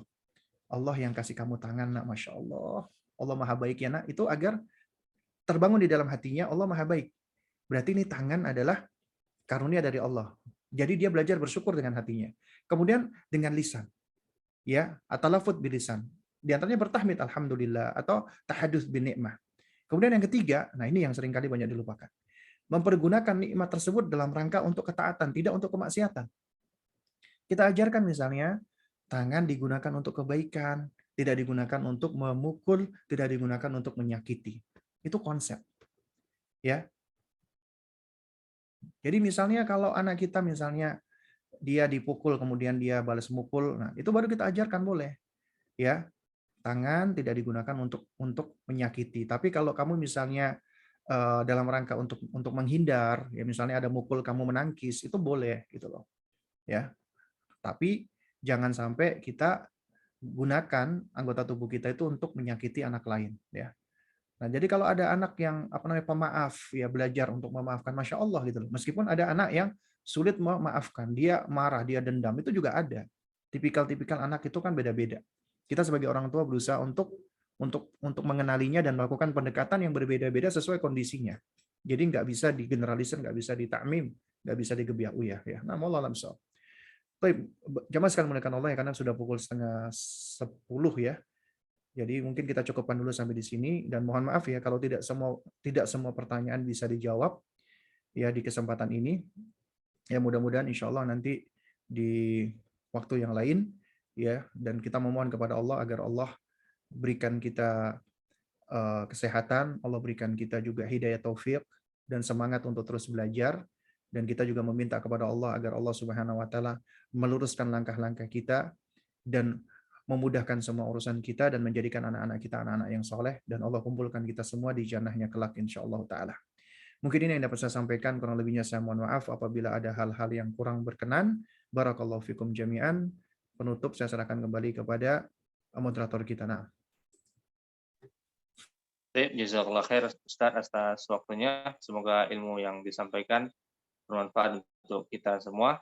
Sebelum saya tutup, saya selaku moderator mohon maaf atas segala kekurangan. Kita akhiri dengan doa kafaratul majelis. Subhanakallahumma wa bihamdika asyhadu an la ilaha illa anta astaghfiruka wa atubu ilaik. Assalamualaikum warahmatullahi wabarakatuh.